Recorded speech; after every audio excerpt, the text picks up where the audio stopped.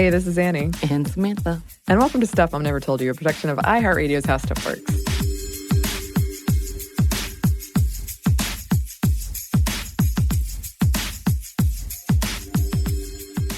Well, every time we do these intros, I have to think about it. Right. Because the other show I do, we do the intro differently. Right. And it just trips me up every single time. Well, and for me, I don't know why that silence for me brings in random thoughts. And then I start laughing at my random thoughts. I was singing a song in my head as you were saying it. And I really just wanted to sing it. And I'm like, there's no reason for me to do this. There are plenty of reasons. There are plenty, but this one just doesn't fit at all. Okay. It's just the last song I heard as I was coming, in to record, so. The last song I heard before I came in to record was Come As You Are by Nirvana. Mm. Yeah, it was on shuffle, and that's what I got. Oh. Yes, but we're not talking about Nirvana today. We are following up on an episode we did a couple of weeks ago about the history of female clowns. And for that episode, we really wanted to get actual clowns to come in and speak about their experiences. But due to scheduling, we weren't able to for that episode. But we did find two female clowns who are willing to speak with us, and they were wonderful. It was a delight. They were wonderful. I was so inspired just about their commitment and their love for it. Mm-hmm. It kind of had one of those moments of like, oh, you scare me in makeup, but I love what you do. Well, you even said that in the interview, and they were like, "But look how cute!" They showed you pictures, and they were super cute. But at the same time, I was like, "Look, no, there's some things." No, they were amazing, and they were so passionate, and they're so loving. Yes, the empathy they had to have alone, and just the things that they have to handle. Mm-hmm. And I'm not even really trained, as in like the profession, as a counselor would, or a doctor, any of that, to be in that world. And they just sacrifice. And because they're there, they're there often. Yeah. 4 times a week or something. Mm-hmm. And I was just like, wow, that's a lot to be in that. And again, they told so many amazing stories because kids are amazing. Yes. And it was one of those interviews right after we stopped recording. They told like another amazing story, and we were kind of bummed that we had stopped recording. I was like, why did we stop recording? Yeah. It was such a good story. They also did magic tricks, and there were bubbles. And I filmed it. I know. It's coming. Oh, good. Yeah. Perfect. There was a tutor. Just you wait. Every time I hear tutor, though, I think Tudor. So I was really confused the entire time. Tutor. Oh. We're not talking about either of those in this case. No, it's literally Tooter. Mm-hmm. Very important tool. So you're going to hear all of this and more. So let's get into the interview. Okay, so I like to start these with a very basic hi, thanks for joining us. Could you tell us a bit about yourselves, who you are, what you do, why you're here? Yeah, I'm Maya, and I'm the program director for an organization called Humorology Atlanta, HA, and I'm also a healthcare clown. Our organization is a healthcare clown organization, and we put professional performers in children's hospitals to bring joy to people in need of joy. So that's what I do in the hospital. I'm Dr. Mimi. Mm-hmm. Very serious and professional. Yes. Clown. And, I think I'm here because I think I was asked to be here because you're doing a thing on lady clowns. And I am also a lady, for the record. I like you didn't just wander in here. She was invited. Yeah. I'm not just a clown who busted into your... I was going to say, I just met Gina in the bathroom. I was like, hey, you want to come hang out? Yeah. Essentially that. Yeah. I did see her in the bathroom. Absolutely. It was a weird moment. Oh, gosh. Not the first time for me, though. It literally was like, oh. It won't be the last. She's coming to see me. Turn back around. Those weird bathroom moments. Anyway, and you? Hi, I am Gina Rikicki, and I am one of the healthcare clowns with Humorology Atlanta. My doctor name is Dr. TBD. to be determined. 40 years old. She still doesn't know what her name is. Please don't tell people how old I am. Please stop this. Sorry. We have had She's many clearly discussions. not a day over 22. Yeah. No, Thank you. Everyone listening at home, I have glistening, dewy skin, and I look very young. Yes. And I'm also an improviser and an actress and a writer. But this is kind of my main gig and definitely the one that I love the most. Aw. Yeah, we were so glad to have you here because we did recently do an episode on the history of female clowns and the present of female clowns and the future of female clowns. And of course, we wanted people to come in with actual experience, not just us two researching at our computer to give it more depth. Could you go into a little bit more about Humorology Atlanta, or HA, as you call it? Yeah, sure. So our organization is just about 3 years old. However, many of our clowns have been doing this work for up to 20 years here. So we were originally under the umbrella of the Big Apple Circus. We were part of a community outreach program that they ran called Clown Care, which existed in several cities in the United States. But when the circus went bankrupt, and we had to figure out how to keep ourselves alive. So we started our own nonprofit organization here in Atlanta and worked our butts off to keep the program alive and to keep the clowns in the hospital serving the kids and the families. And yeah, so that's what we've been doing for the past 3 years. Many of the same awesome clowns, but we like to say newer, awesomer company. And now we've hired some new clowns as well, so our team is changing. We've got a team of 12 amazing clowns, amazing performers. So, yeah. It's awesome. We work in 3 different locations through CHOA, through Children's Healthcare of Atlanta, we are very, very lucky to be working with. They decided to continue the relationship after Big Apple went under, and we always work in pairs. So there's always 2 clowns working each shift. We have 8 shifts a week, and we alternate Saturdays between 2 of the hospitals, and so we have specific rounds that we go on when we're in the hospital. You know, like, okay, so today we're going to go to the PICU and the emergency room, and we're going to go to AFLAC, which is where the cancer research and treatment is, or we're going to go to infusion or that kind of thing, and it changes from hospital to hospital and from day to day. It's really cool.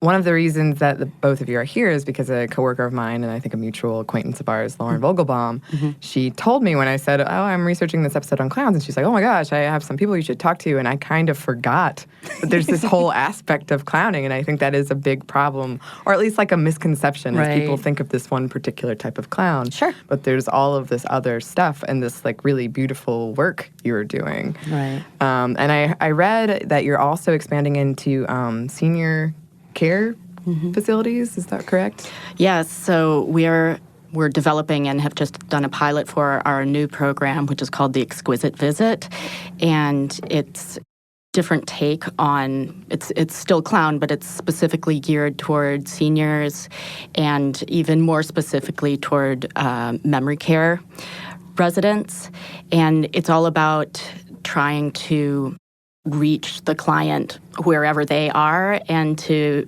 bring them out into whatever space they exist in together with the clown. So it uses a lot of, image, like costume-wise image from the 30s, 40s, 50s, and music from that time period as well. It's a lot about the imagination and being able to travel with the client wherever they want to go and make things come to life for them imagistically so that you can have adventures together and have an emotional experience together. So are each patient or the patients who are part of this program assigned a specific person clown? No. Okay. The way that we have done it so far, we've done a pilot, a 6-week pilot at Wesley Woods, and we had 5. So cool. It was amazing. I loved it. Yeah, it was great. And our senior clowns are a bit different. They're very elegant and polite and mannerful and really give attention to specifically to each person. And we go room to room just like we do in the pediatric hospital. Okay. So we'll go to the resident's door and knock and ask if we could come in for a visit. And then we come in and try to provide them with an exquisite visit where they are the star. Maybe they help us in some way. We ask them for advice, I'm not sure if this hat goes with this dress.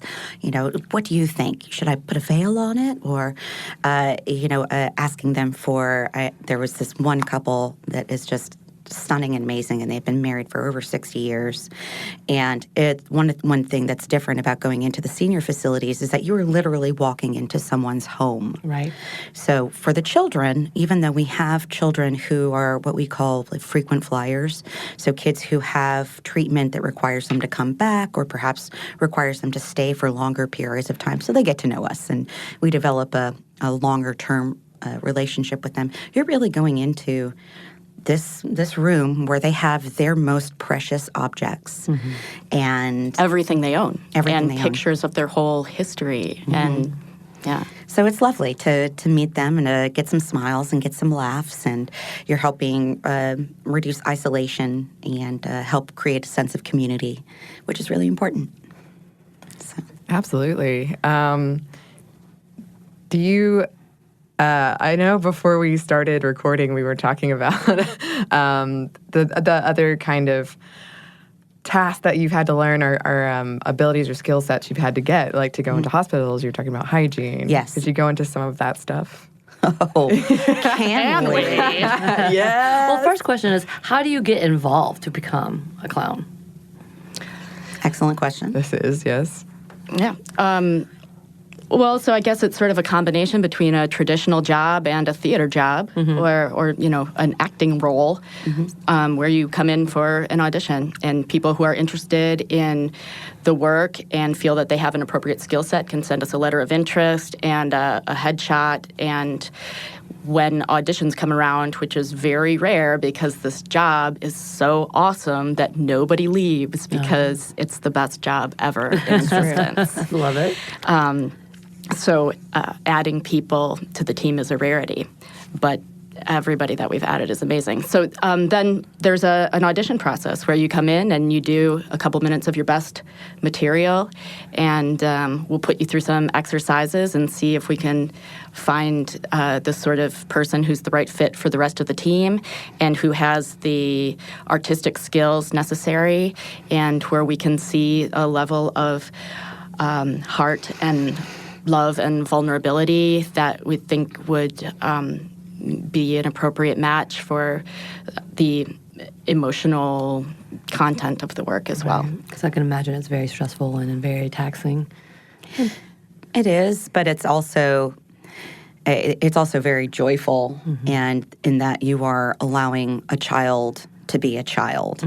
You're not in there talking about what next medication they're going to get, or if they feel nauseous, or what pain level that they're at or something. We're going in there and creating chaos and inviting them to play. Or sometimes we're going in there and we're soothing and we're singing lullabies. Or, if there was one child that I was working with that just had possibly a form of CP or something, but she had a lot of spasms. And so the way to go in there was to go in there with a low energy, and you make a connection. And then she was able to calm down a little bit and then start popping bubbles. And she was delighted. She was laughing, and her caretaker was shocked. And that's one of the other wonderful things is when we go in there and we surprise the parents or the caretakers, because maybe this is the first time that the child has smiled in weeks, or laughed, or gotten saucy. Or even moved or responded or tracked something. Yeah. It's awesome. It takes when you're coming into this, we have all of our clowns have very different training backgrounds. They are all professional performers and they are professionally trained. But when you come to this, one of the biggest components is having a heart of service and having a comfort with every type of medical situation. And so it's not for everybody. Right. And it's tough for us sometimes. Right. And you have to be able to stay in a state of being hyper aware all the time because you're constantly reanalyzing every audience. I mean, your audience changes every 2 minutes, and you're going into a completely different stress level, completely different age, different gender. Maybe the kid is alone, maybe family's there. I mean, everything can be completely different room to room. Yeah. So you have to be able to take in all of that information instantly so that you can make the appropriate choice for the child. What do they need in that moment? And that's what we want to be able to provide for them. We have essentially 2 hours on in the morning, and then we have a lunch break for an hour, and then we have 2 hours on in the afternoon for the pediatric program. And so I like to consider that two 2-hour sets, essentially, if you're doing like a show or an improv set or something like that, because as soon as we leave the room, we are in clown. And everyone we interact with, it's not the human Gina. Mm-hmm. It's Dr. TBD. It's Dr. Mimi. Mm-hmm. We're still able to have adult conversations when we check in with the nurses because we do perform check-ins every time we go to a new unit so that we can get kind of a temperature for the floor or places we definitely should not go, right. Or maybe perhaps information that will help inform how we approach the child. So if the child has any delays or sensory issues, we like to just know about those. We don't need to know a diagnosis. Mm-hmm. We just need to know where the kid is at. So if the kid perhaps has a visual impairment, let's go in there with a lot of sound. Mm-hmm. Let's engage them with music or, fart noises. Yeah. Which Dr. Mimi brought her. That's one of my specialties. I noticed that you had a couple of things, and I was like, what are these things? Oh, yeah. These are, this is for work. This is for my work stuff. This is and we all laughed. We all did. Yeah. Andrew's not laughing. He's not listening. Yeah, okay.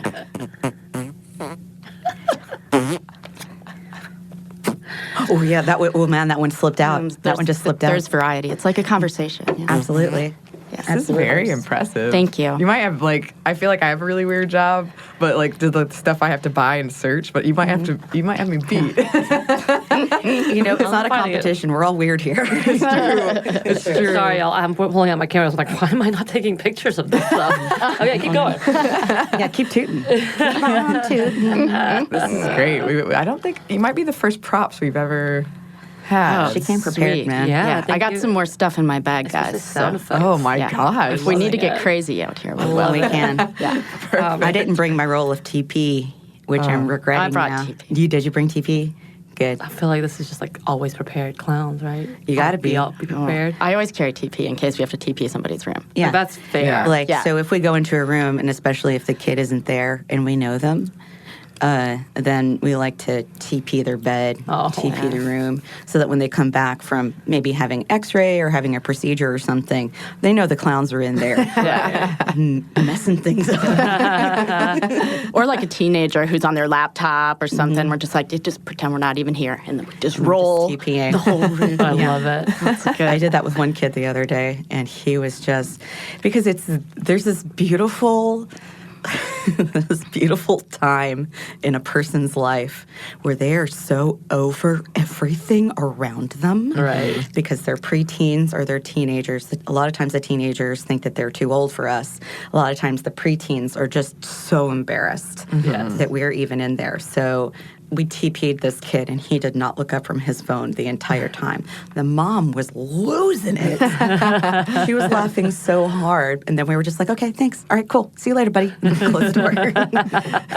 I'm sure that's valuable, too, for the mom. Right. Yeah. Right. Yeah. To have a moment. And that kid cracked up the second the door shut. Yeah, exactly. And the mom was able to go over and maybe poke him and just be like, come on, you didn't think this is funny? Yeah, at least a couple of good pictures had to be made right there. So out of curiosity, how did each of you personally get into this position, this type of, this is what I want to do? Obviously, you guys love it, and you have a lot of empathy for this job. How did you get here?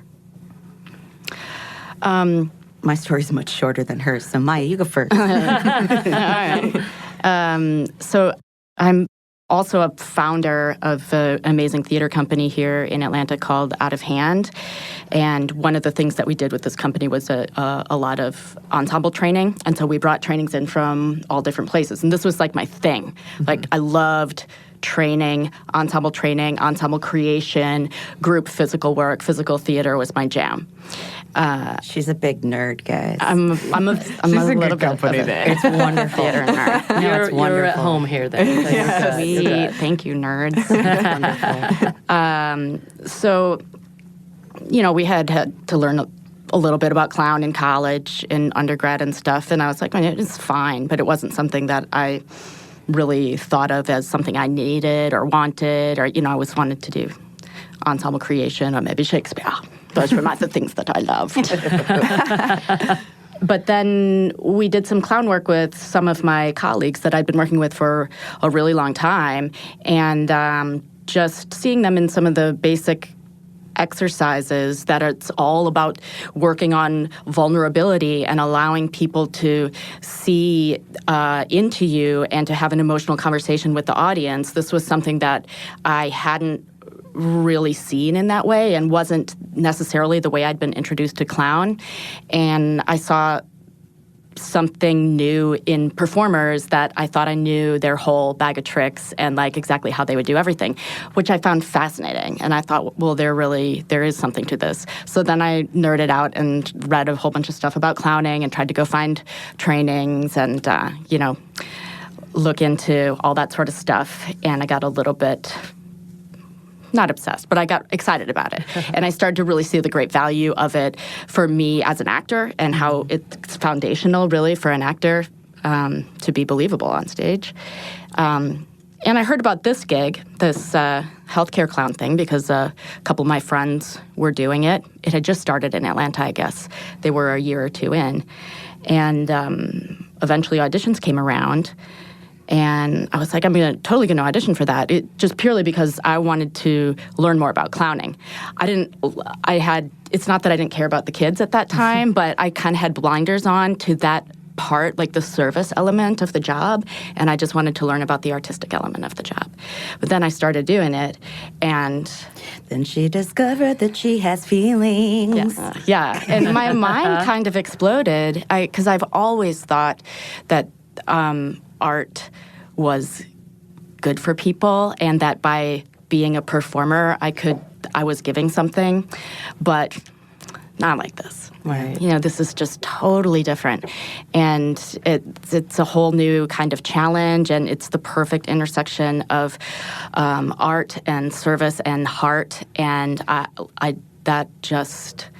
it kind of blew my mind. And so I wanted to get better and better at it, and I got so frustrated about it because I just wanted to be really great at it. And I had a great mentor on the team, Vincenzo Tortorici, who was our leader at the time. He was really inspiring as well and really helped me on that journey.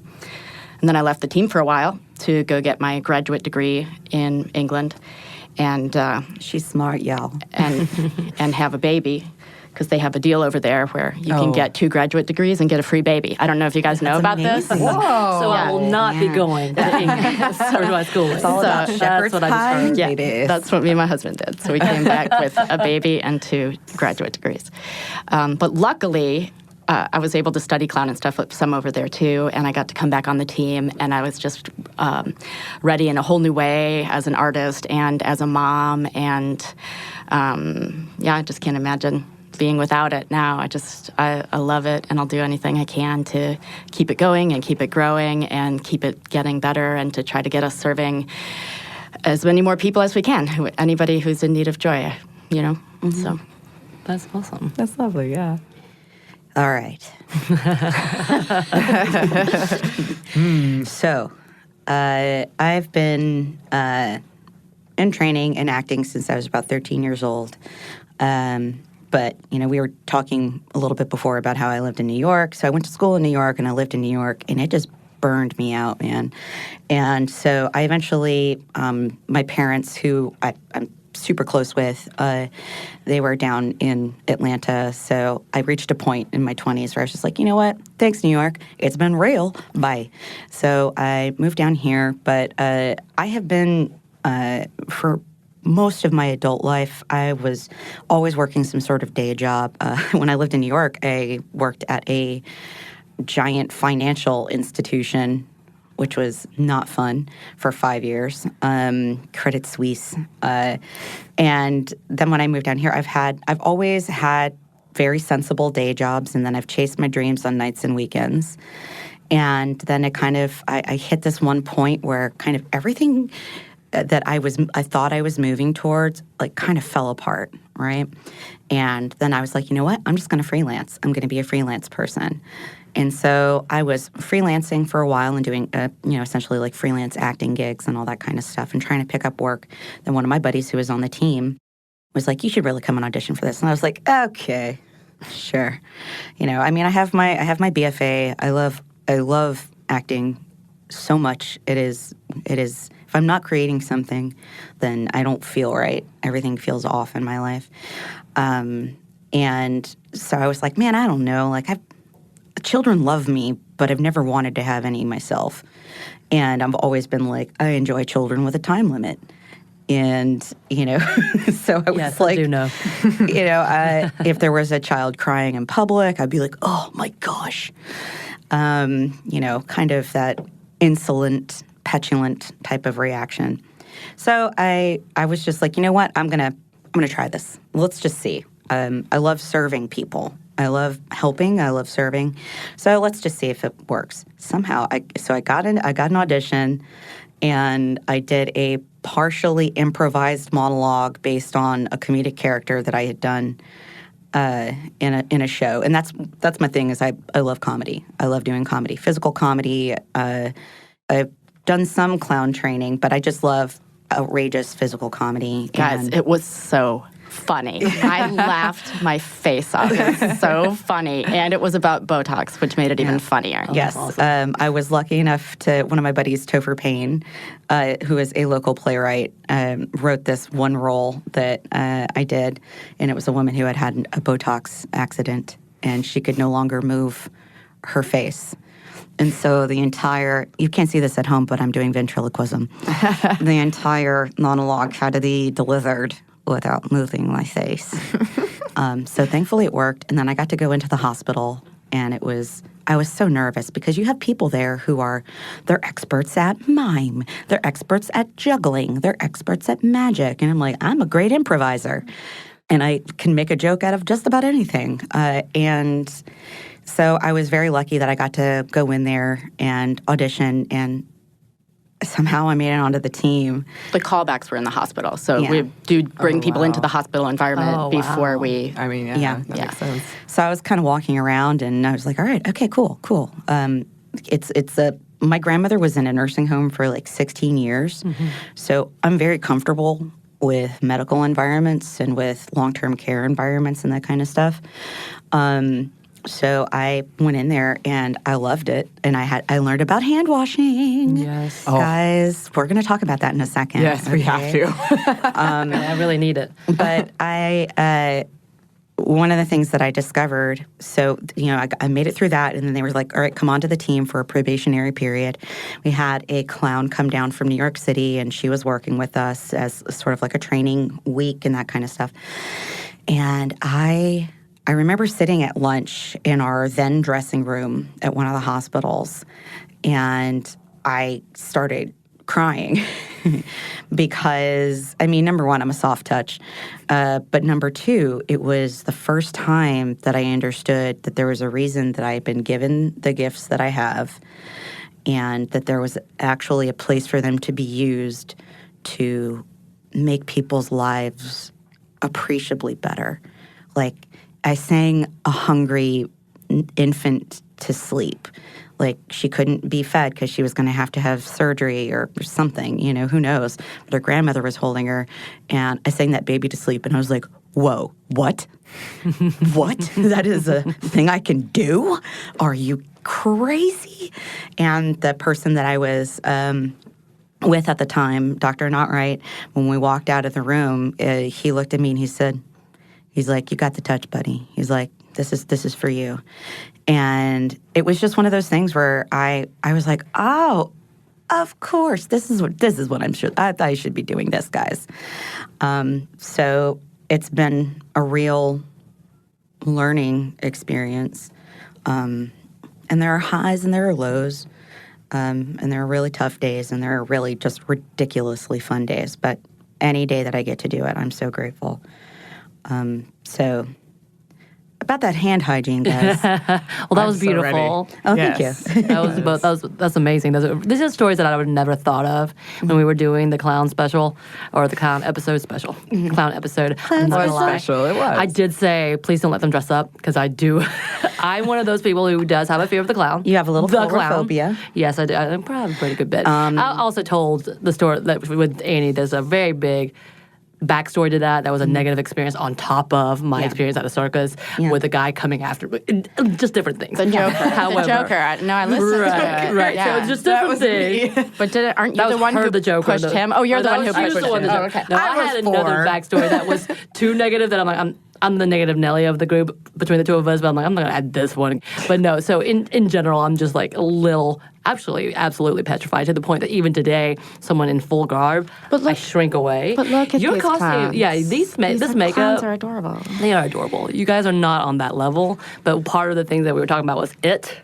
Yeah, I know. and we're about to start dealing with that once we go into the hospital. But let's remember, guys. Yes. It is not a clown. It's a spider. It's a spider. It's a monster spider. thing. It's yes, true. Yes. I was thinking about that the other day. I was like, spiders should be the ones getting all Yeah, of us. arachnophobia. A lot And more to be people are fair, scared of spiders. That is true. I'm not as scared of spiders in that letter because I can actually stomp one to death. That's the. Yeah. Oh, I like spiders. But If spiders they can chase me, I'm sneak up gonna on go you. after you. Yeah. If I they mean, try to yeah, come near me. if there's a saucy one, then Yeah, if they're hanging out in the corner, then I'll leave them be. But if it's coming at me, or if it's hanging above me where I know it's about to drop on me, we're gonna have a fight.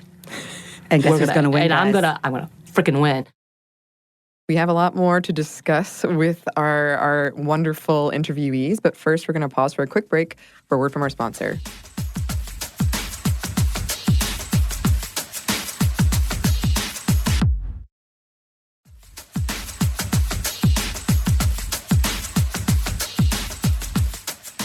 And we're back. Thank you, sponsor. Now let's get back into the interview. Yeah, so this is a really beautiful take because I think Anney, talking about that, these are the things that I haven't thought about in a long time, and I knew it existed, that people come in to entertain, to give a distraction and love, and this is really beautiful to hear your stories and how you're going into it. But with that, yes, tell us the things that we need to know that we wouldn't have thought about once you go into. So one of the things to keep in mind, anytime you are in a medical surrounding, you need hygiene is super important. It's very important for us because we are moving across all levels of the hospital. We are entertaining kids with compromised immune systems. Some of them have no immune systems. We're dealing with kids who are maybe they're okay normally, but anything extra. The chemotherapy is really tough.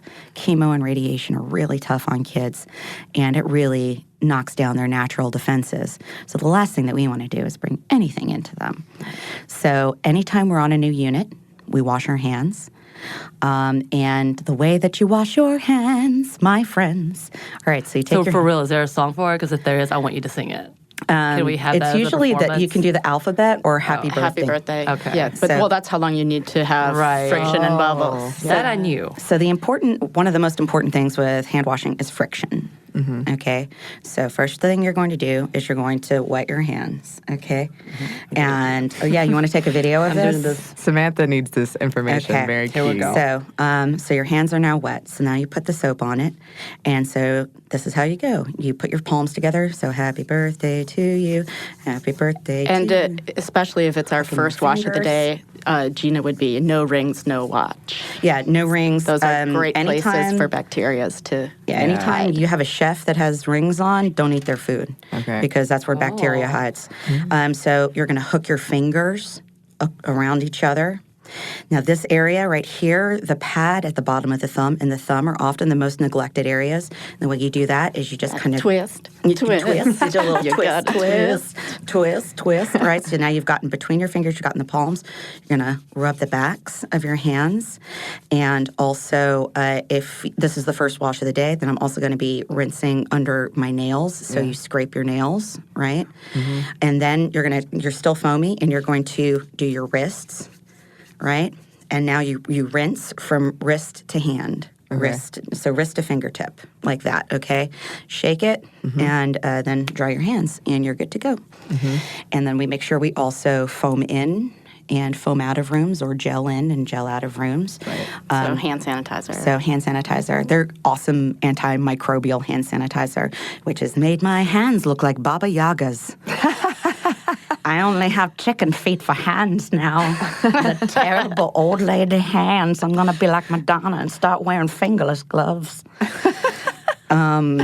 But yeah, that's very, very important. Over 90% of infections are spread through touching your eyes. It's the mucous membrane in your eye. So your eyes, your nose, and your mouth, you don't touch them unless your hands are clean. Super, super important. And then you wash immediately after you do. Exactly. Mm-hmm. And so for us also, we also wash after any time we get to give a kid a high five or, any of that sort of interaction. Everywhere we go, there'll be signs that say if kids are on contact or contact droplet, if there's any reason why touching them might be passing infection from them to you, in which case we gown and glove and put on masks to go into the room. But we also try to treat anybody that we encounter as a potential... You don't know what they have. Yeah. And the last thing we want is for the clowns or anybody to bring something to somebody has a compromised immune system or happens to be allergic to whatever that thing is. Mm-hmm. And I remember, I think, was I working with you that time where we were in a waiting room, the kids are playing and stuff, and I was watching this kid, I'm playing the ukulele, and my partner's over here, was it you, blowing bubbles or something? And this kid just pulled the biggest booger out of his mouth. He was clearly one of those booger kids, you know how they are. Booger kids. And, and then it went straight in his mouth, and then, and Gina's going to give kids high fives. I'm like, not this one. You're not going to high five this guy.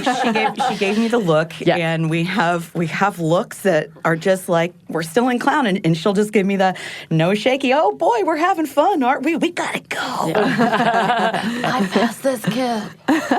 I mean, there are some gooey children. There are some gooey children. And that is a great descriptor, gooey children. Yeah. They got those sticky hands and they got sticky faces. They still want to have fun, though. Of course. And sometimes they come up and they touch you and you can't stop them. Yeah. And then we have something called Oxivir, which is a fantastic antimicrobial spray that we use, medical grade, and we can spray our costumes. We also have another cloth props. Cloth we have a props. bunch of different things that we use. Yeah, I might need y'all around for the Dragon Con next year. I got to tell you, one of the biggest things with Dragon Con that I always tell my friends, the way to avoid the con crud, okay? You need to remember that any high-touch surface is essentially a petri dish. Right. So when you get into the elevator... Which makes a lot of sense. Yeah, so when you get into the elevator, any door handles that you're dealing with, any chairs that you're sitting on, if you're touching the edges of the chairs in order to kind of scoot into them, anything like that, that is just germs. Right. And just cover everything. Cover all of your... And don't breathe. Yeah. Just use a hazmat suit as your cute outfit. In my head, I'm just a pic, how you see the germ sequences in different shows. Yeah, all I see is darkness and green goblins coming at me. It's like, what is this? Annie, you did not do a good job to prepare me on that level. I would like to say that. Look, I can't control everything.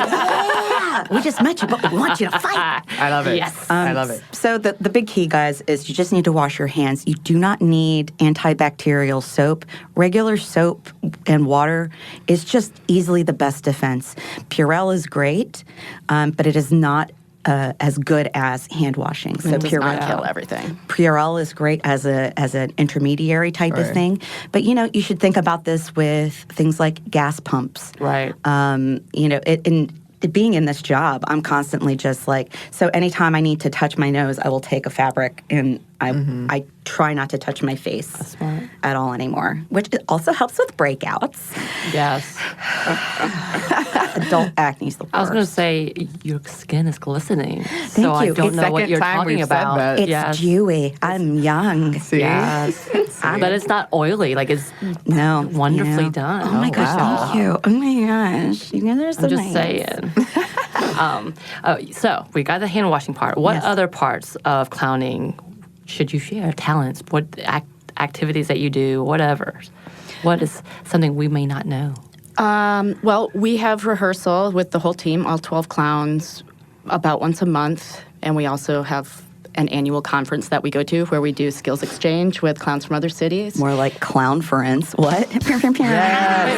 Where is it usually? Is it in one location or does it move around? Last year it was in Atlanta at the Center for Puppetry Arts. Hey. Yeah, and it was Fun. Fabu. And 2020 conference will be in Dallas. Oh. Yeah. There's one of our conferences is We happening might in be Dallas there at too. a similar time. Nice. So The podcast weird. conference and the clown conference come together.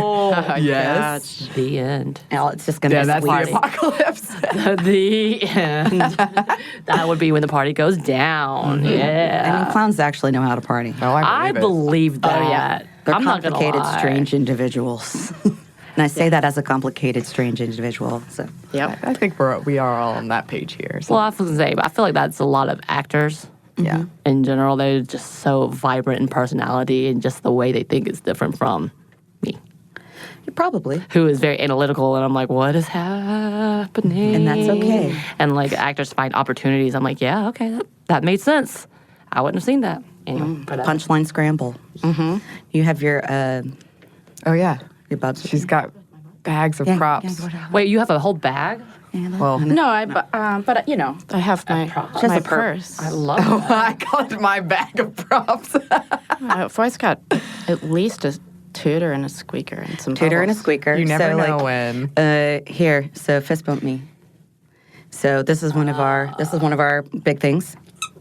Cute. It will blow a child's mind. Yeah. I Oh, yeah. guarantee you. Yes. And so we can take this and we can fist bump it, or we can, through the magic of clown, we can The get a little off nose. our nose and then put it at different places. And Aw. so then, like, the kid's elbow will be squeaky, or the kid's stuffed animal will be squeaky. that's cute. And the best is when they start trying to, like, kids don't have, especially young kids, don't really know their own strength. Right. Don't know about gently touching things unless you're like, gentle, gentle. Right. So if you put the squeak on their nose and you squeak their nose, quite often they will mash their nose. Oh, no. So hard. And I'm just like, baby, no, stop. Oh, and I should also say, as an addendum, when I used to hear children crying, I would be like, oh my gosh, Right. let me go. Now, anytime I hear a child in distress, I'm immediately drawn to it. Yeah. And I want to figure out how I can help. It's a sea change, and it's a 180. I'm like, hey, let me just tap dance for you. Do. I was going to say, so when you see like kids that are staring at you at the airport, you're actually putting on a whole show while everybody else is a little like trying not to look at the kid. Sometimes we have a thing called check your shoes, Yeah.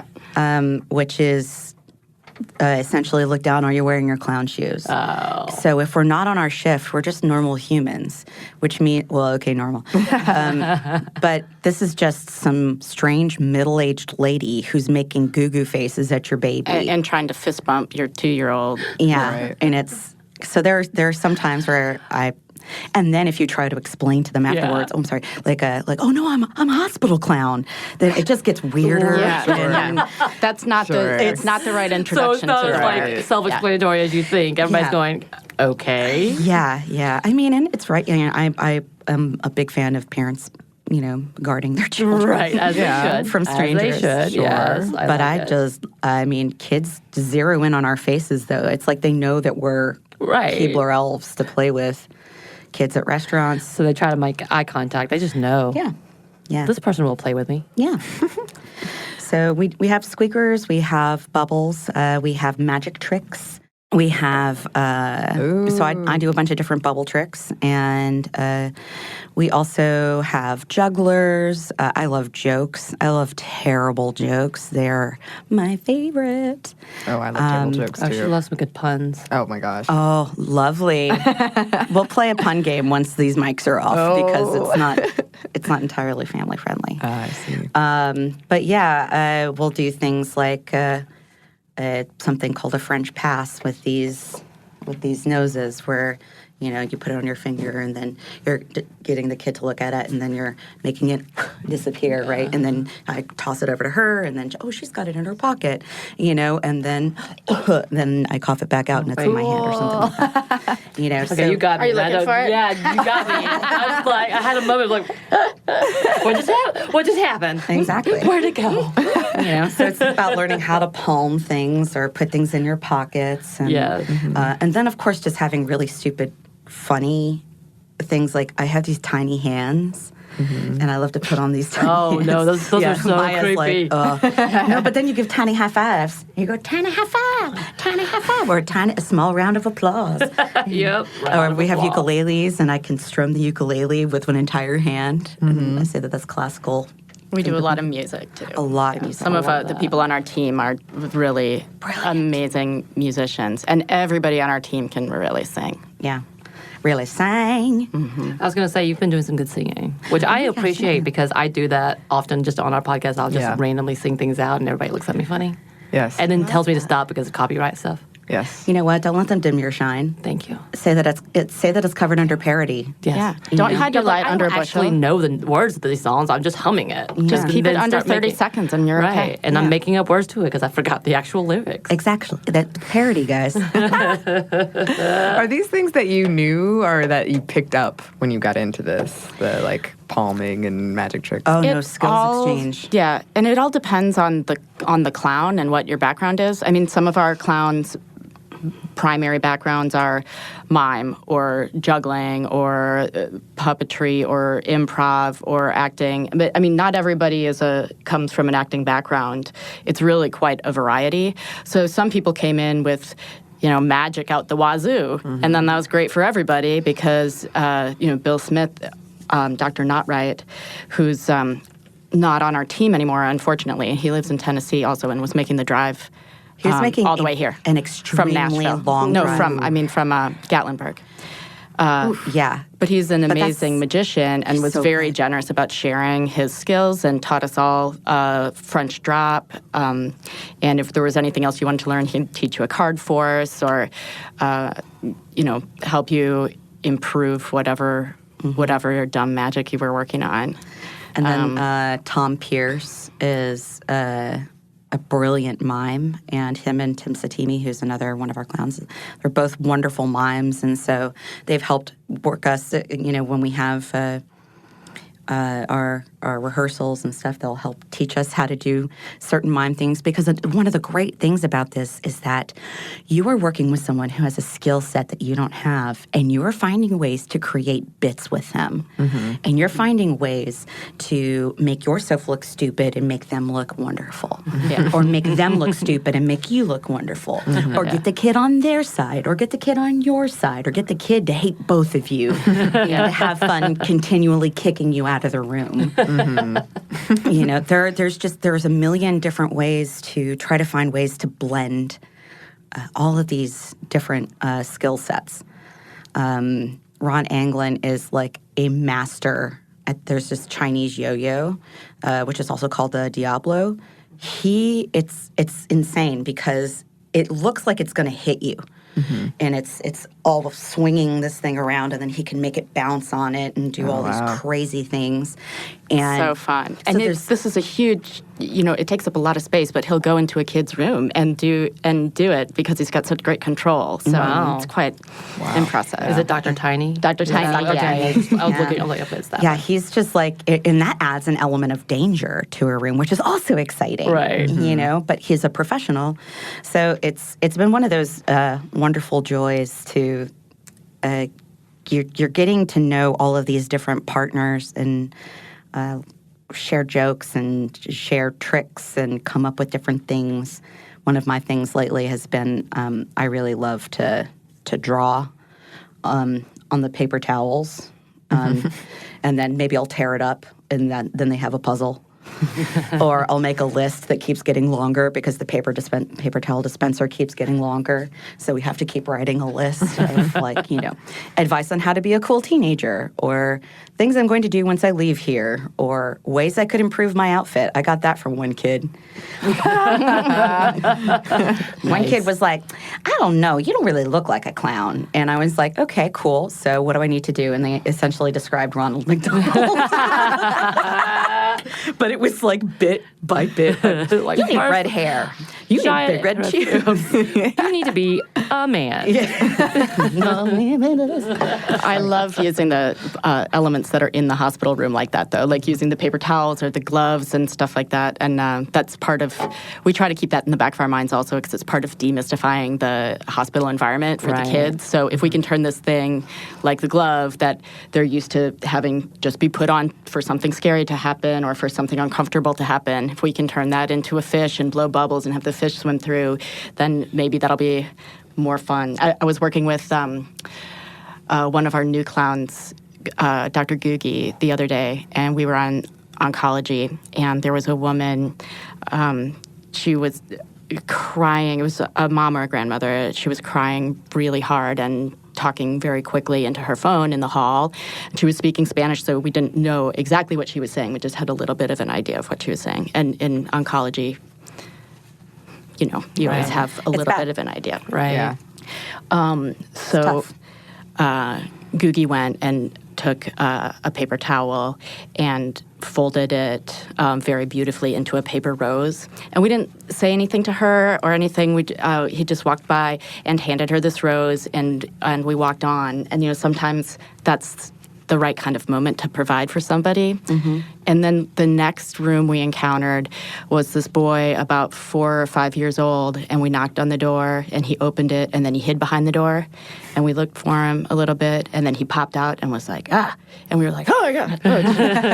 And then we just played this for like a while, and he kept hiding behind the door and then popping out, and we would get scared, and eventually he scared us enough that we ran off all the way down the hall and into a whole nother area of the hospital, and a few minutes later, a nurse came running to us, and she's like, hey, did you go see room whatever it was? And we're like, I think we did. And she's like, I think maybe he wasn't in the room or something because they just asked for you guys to come there. And we were like, okay, well, maybe we had the wrong room or something. I don't know.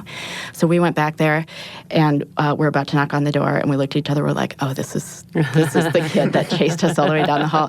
So, and he opens the door, and he says, you get your butts in here. Yeah. And so we looked at each other, and we went, okay. And we walked to the doorway.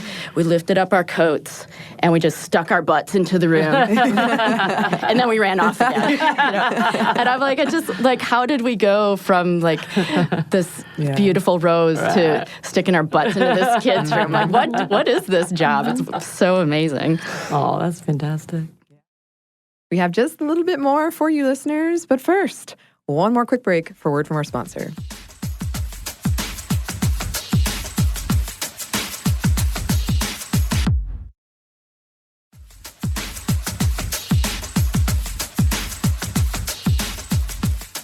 And we're back. Thank you, sponsor.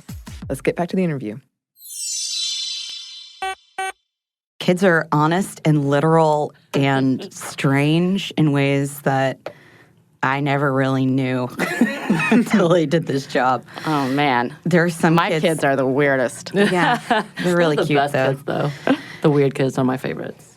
Yeah, there are times when you have times where you've got to just kind of step out, and because of maybe things that are going on in our personal lives, like my father was really sick at one point, and I was still working in the hospital while he was in the hospital and that kind of thing. And so every now and then I just had to be like, just need a second. Mm-hmm. Okay. And then you keep going because you're there for the kids. Right. And that allows you to have even more empathy and compassion for what these families are going through, sleeping in these hospital rooms, living there, essentially. And there are kids that come to CHOA from all over the world. Right. Yeah. So You're dealing with different customs. There are some people that don't know that they're allowed to use the bathroom inside the room. You know, it's just like there's different cultural differences. There are different cultures from within Georgia. You know, you have people coming down and they're getting all settled in, you know, and there's a whole family. Like there's mom, dad, multiple kids, grandma, grandpa, and everybody's posting up for this kid. Then there's some kids who don't have anyone. Right. Or their parents are working so that they can pay these bills. And we're the ones who are able to go in there and break it up a little bit. Just break up the time. Right. Or kids who get checked in and then are left there. Right. Yep. Which happens. I mean, It happens. I had no idea that happened until like, I mean, what? Yeah, it's usually kids who have a lot of technological dependence on things like trachs or complex medical stuff, and the family's just like They can't handle it. they can't handle it, and they're like, well, you're at a place where people will take care of you, and then the children are there for months and months and months, and the nurses are trying to help them get into foster care, and it's you learn about a lot of different realities. Right. So with that, because I'm actually a social worker, and one of the things that I always ask, because obviously this field is very, very emotionally taxing and impacting, how do you care for yourselves? Like you were saying, you were having a moment because of the close relation with the father. How do you actually take time and care for yourself? Well, I think we should all be better at it than we are, but we do, as an organization and as a team, we do work on that. We work with a therapist, with a psychiatrist at each of our rehearsals, and we have group therapy, which we call emotional hygiene. It's another type of hygiene. Another type of hygiene. Agreed. Don't just wash your hands, important. wash your brain. And your heart. And your heart. And that's another one of the many, many reasons that we work in pairs always. A lot of that is about artistry and safety as well, but it's also about having a shared experience with somebody if you need to be able to talk about it later. We also spend 30 minutes at the beginning of each day while we're getting in costume and mentally preparing for a performance, checking in with the partner about where they are emotionally and the most recent experiences they've had in the hospital. And at the end of the day, there's another 30 minutes to de-clown and debrief emotionally about the day. And everybody's always also open to receiving calls from each other if you feel like you need to call somebody to talk about something weird. Because I know, like, my husband doesn't want to hear about it. Right. Yeah. You know, so some spouses are great about it, but it's like it's very weird to talk to somebody about it who doesn't have this, you know, They don't the shared understand it, experience. right. Yeah. So we try to help each other. It's a strange thing, you know. And does. theoretically, we all do yoga and meditate and sleep well and drink water. I eat chicken wings and drink beer. Yeah. One way to do it. Yeah, I mean, come I on, was the gonna local say, guys, am I right? Word search and wines. Yes. Word search and wine. I like that. I think we're very lucky in that because of the type of work we do, we're all okay with being vulnerable with each other. And that's the whole essence of clown is vulnerability. Right. So. Yeah. We're able to look at something, look at this and be like, this really messed me up. And I need to just say these words out loud about what this is, And, we do develop relationships with kids long term who are waiting for transplants or who are waiting to be put into foster care or who are going through cancer treatments. And sometimes we lose them. Right. And that is very hard. Because, I mean, we're there to be silly and goofy, but you also know that if you're walking into a hospital, you're also going to be dealing with mortality. Right. Yeah. So you just try to do the best that you can and remember those kids who have moved on. And sometimes But the kids are so inspiring. Like they are so resilient, and it's just they're amazing. ridiculous. They're ridiculous. They're wonderful. They're just like this kid, this one little spitfire of a girl who like English isn't her first language, but she's been like in and out of all of these different treatments and stuff. And I see her in one hospital, then I see her in another hospital, then I see her in day surgery and all this kind of stuff. And she will let you know what she wants. Oh, yeah. Once they get to know you, they learn that they can boss you around, and that's awesome. She'll look at you and she'll go, show me a trick. And I'm like, well, what about this one? I already seen that one. Oh. She's like, you go over here. You go over there. You go over here. What's in your pocket? And she comes up and she's like face first into your jacket. I carry a fanny pack now, and she's like, what's in this? No. You know? Open it. So, open it. And she'll start unzipping it. I'm like, whoa, whoa, whoa, whoa, whoa. You know, but of course it's full of really stupid stuff. You know? So it's perfect. Exactly. Everything that she wants. Yeah, but she's, you know, like the last time that I saw her, one of my gags that I like to do is they have these big, it's like marketing material that Showa has that look like giant phones. And so I always carry them with me, and I'm like, hey, what's up? And or I pretend I can't unlock the screen because it's paper, and so I have to give it to a teenager. You know, it's paper thin, unbreakable. That's amazing. So I gave one to her, and then I had one. And we were talking to each other. I'm like, hey, how you doing? Oh, I'm fine, doing all right. And she grabs my hand. And while her mother is talking to a social worker, she and I walk up and down the hall, just having a conversation, not looking at each other, but holding each other's hand. And her hand is so tiny. Oh. And she's been through so much crap, but she still is going to boss me around. And she still wants to have this imagination thing. So I say, you take that one home with you, and then you can call me on the phone when you want. Oh.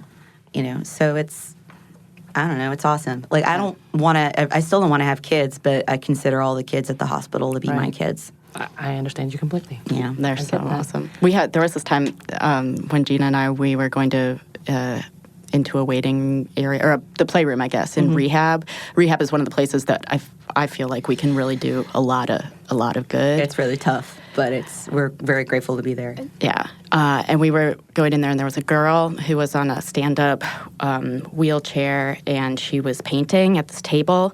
She was probably about 3. And another girl sitting on the floor who was also probably about 3. And she was playing with something. She had something between her legs. She was playing with it. And I looked at her sleeve, like her right sleeve, and it was empty. And I was like, oh, okay. I didn't know if she had her arm strapped in for healing purposes or something, or if she didn't have an arm. And I saw Gina getting ready to blow some bubbles, which is a lot of times our first entree for kids.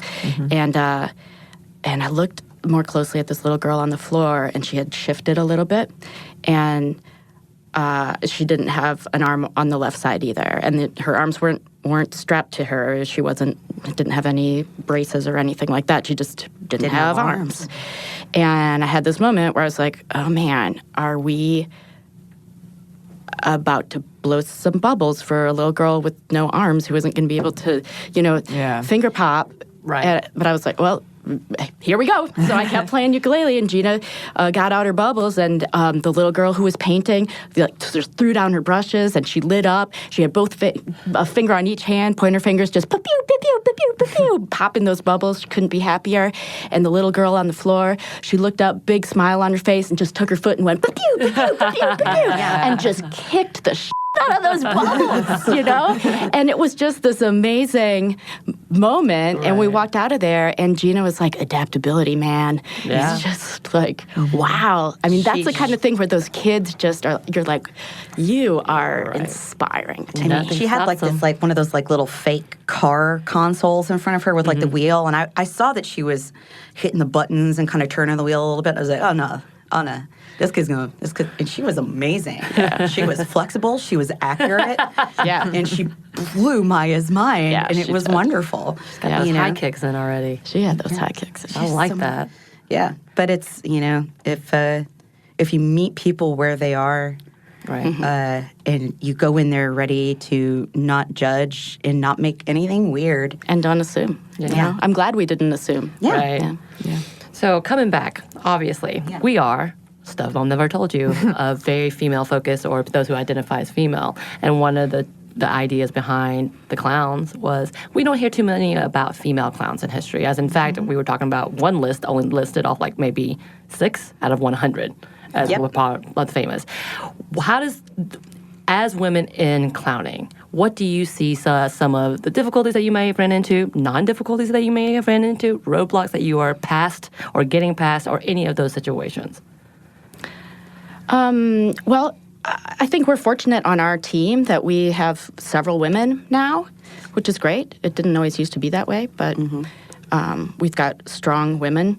But I think there's always a little bit in the back of your mind is because clowning has such a relationship to comedy that you have to get over that hump of women aren't as funny as men, or like chicks aren't funny or whatever, which is such That's so grody. Gina's so funny, guys. I'm hilarious, guys. I believe that. Yeah. I've seen it. I mean, I make myself laugh. So. That's enough. Right? Not to put too much energy into the tutor, but one thing that I found when I first started, my clown was really different when I started. I was a lot younger, guys. And I was a little bit more feminine and cute, and some of the stuff we could do back many, many years ago we don't do now. Like I would never flirt with anybody at the hospital. But back then the clowns could flirt and it was cute and funny. Anyway, I digress. But I carried a tutor because some of the guy clowns had tutors, and I thought toots were funny because they are. Because they're hilarious. Objectively, yeah. But the general gag for the male clowns would be, they drop something on the floor, and then they go to pick it up, and they toot as they're picking it up. And I was like, I could do that. And I tried it, but it wasn't funny. Like I don't know if it was the fluffy skirt or the piggy tails or what it was, but it was almost like my audience was just 2% concerned that maybe that really happened. And they felt you were too worried and embarrassed and awkward for the cute little girl clown who maybe just tooted. And I was like, come on, guys, this is funny. Yeah. So, I kept trying to figure it out, and but it wasn't really working for me. And then I was walking with my partner back to the dressing room one day, and there were some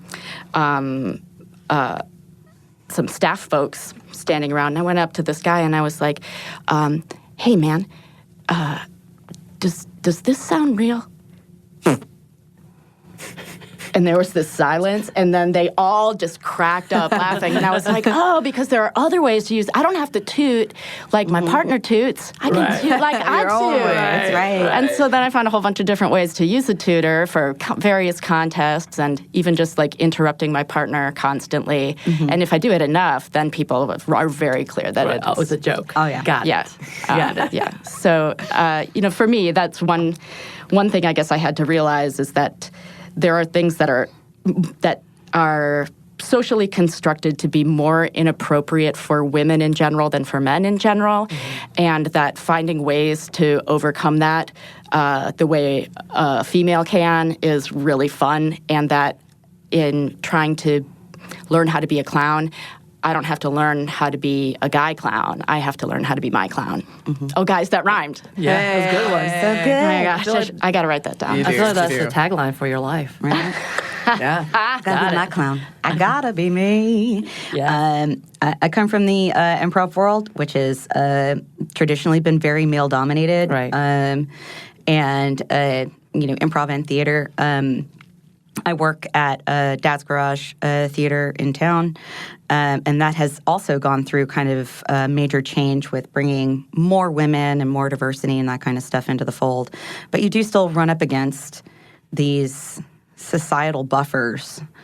And one thing that I've really enjoyed with my clown is that I make her, she is so dumb, and she's so energetic, and she's so ready to party and like kick up her foot and be ridiculous. So it's kind of, I'm playing at the child's level in a lot of ways. But I also, I like to do like little stand-up routines, and say terrible, terrible jokes. But there is that dichotomy of like, being feminine, because I have one of my dresses I have is my new one. I love it. It's all pink and it has angry cat faces on it. Yes. Oh man, it's so great. But that you can be feminine and wild and rambunctious and looking to get into trouble. But it's there's also, talking about like how culture progresses, right? So things that were once appropriate in comedy are no longer really appropriate in comedy. That also sort of goes for clowns in the sense that people of my parents' generation, they knew clowns as like a safe and adorable, and they'd be like, oh, the clowns signifies having fun. So sometimes the parents or the grandparents will look at us and be like, oh, hooray. But kids, because clowns are not, circuses aren't as prevalent anymore, clowning isn't as prevalent anymore in our culture. It is in other cultures. We're also kind of introducing a foreign concept. Right. We are quite often the children's first clowns. They've never met a clown before. Right.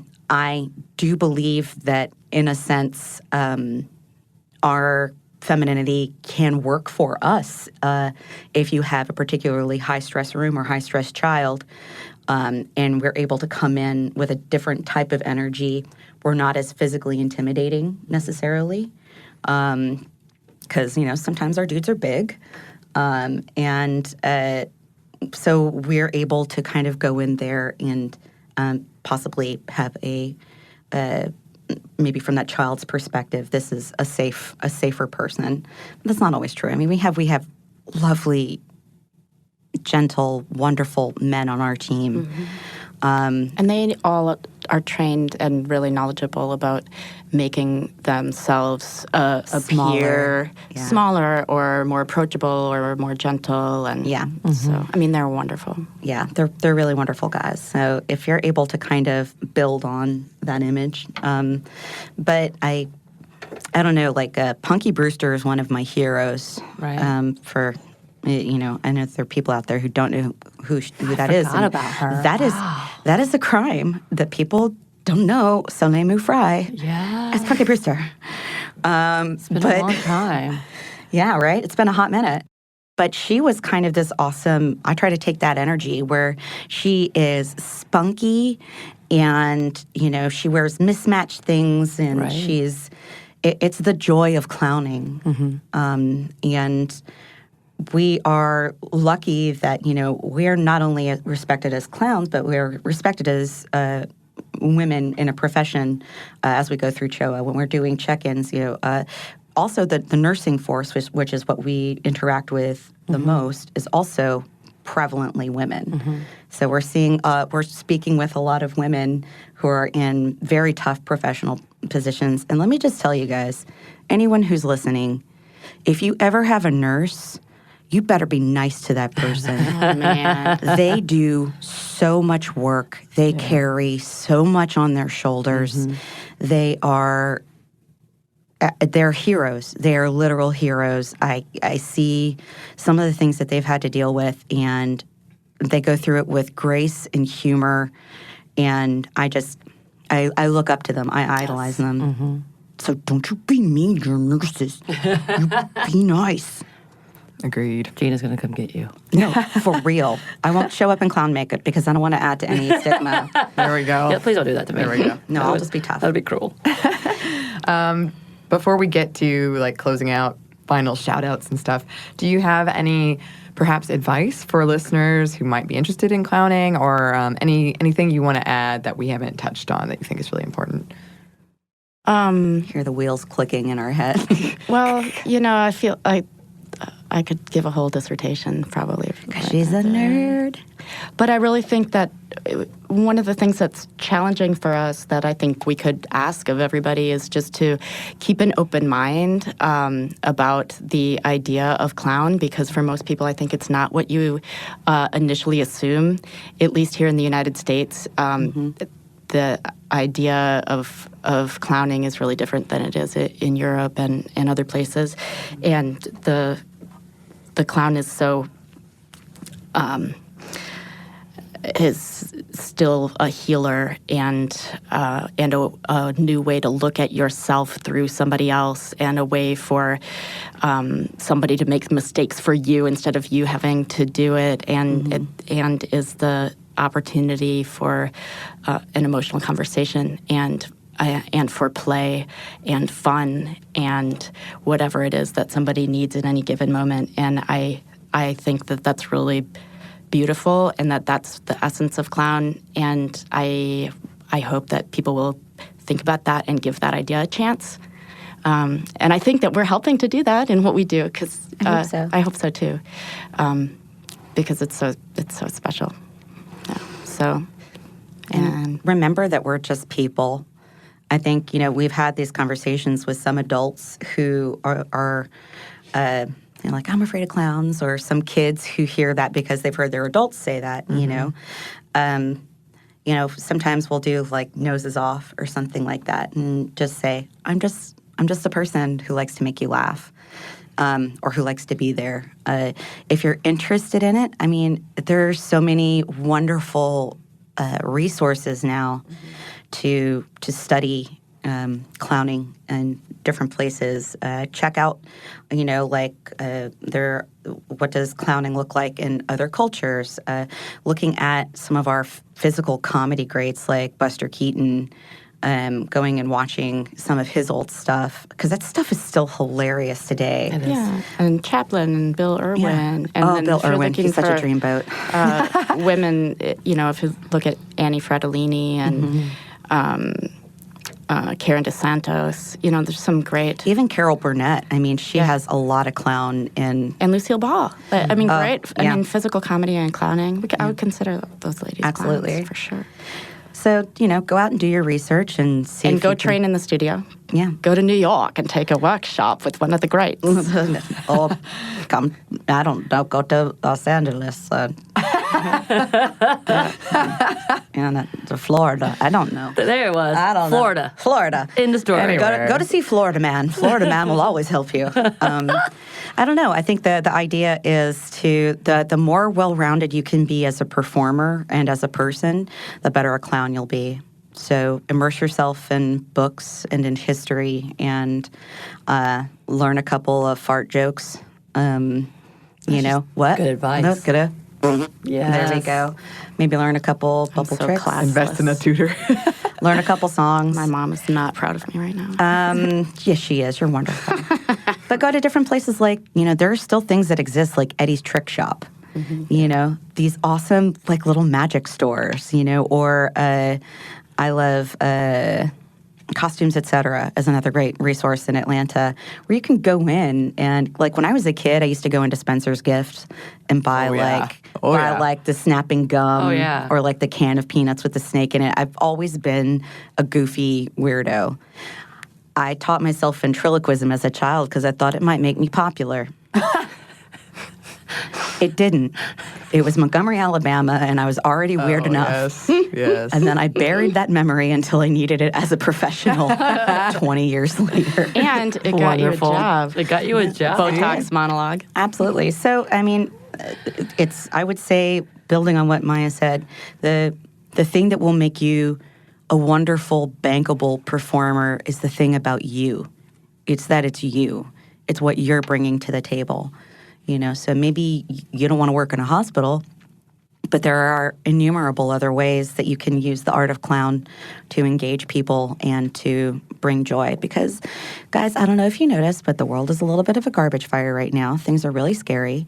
So any way that we can bring joy and comfort and connection to other people is it's the best.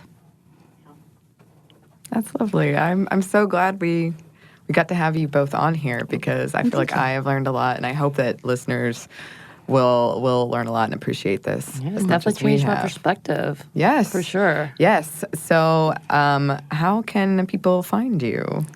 Maya? Yes. So you can go to our website, which is humorologyatlanta.org. WeFancyYall.org. Ooh. Yeah. And you can feel free to contact us there. But I think probably, especially for more of you younger folks, if you want to get us on the Facebooks. Or Instagrams.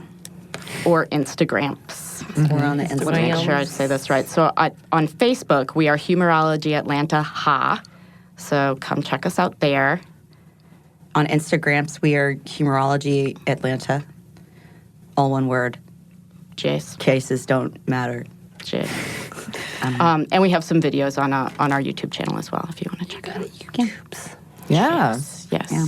Totally. Go check that out. And we will definitely link it to the episode when we publish this for sure. Oh, cool. I'm so And I don't excited. know when you guys are publishing this, but if you're publishing it before September 21st, we are having a huge performance. All of our clowns are performing on the 21st for So our... if you guys want to come. Yeah, if you guys want to come, you're invited. There's going to be everything from Diablo to some hilarious dancing, traditional clown bits, less traditional clown bits, juggling, Singing. you name it. Just some It's good gonna old happen. clowning around. Clowning around. And it's I'm our so proud of you for saying that. it's our annual fundraiser, and all proceeds go to help bring more joy to people in need of joy. Where is So it at? It is at Holy Innocents Episcopal School in their Performing Arts Center. Okay. It's in Sandy Springs. Yeah, it's actually like super nice, guys. It's really cool. Yeah, it's somewhat fancy. Yeah. All right. And there's free parking. It's totally air conditioned. How you like It's a that? great place. You sold me. Is I there know, right? adult beverages? You It's can. a church place. I just realized this. I need to go home. I mean, it could be a Catholic. I mean, they drink a lot of wine. We- Episcopal Church yeah. Catholic, guys. Essentially. Yeah. We totally recommend that you pre-party. But we will. You got a pregame. I kind of forgot there's also kids, clown. Okay. All right, guys. I'm there. So now. everybody's But we going to be will have tailgating. mocktails for all the clowns. Oh, yeah. Oh, cool. Yeah. Perfect. It'll be super fun, I promise.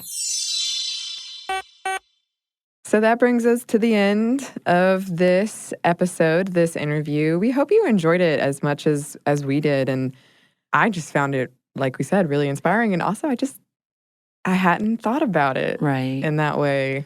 And as they said, they actually do have an event Saturday if you happen to be in Atlanta. And that Saturday sounds the like an 21st. amazing event. September 21st, 2019. So, of course, this is... Yeah, depending on when you listen.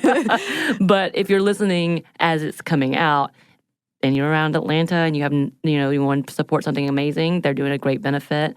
We'll definitely put a link to that, or at least link to their website to do that. Yes.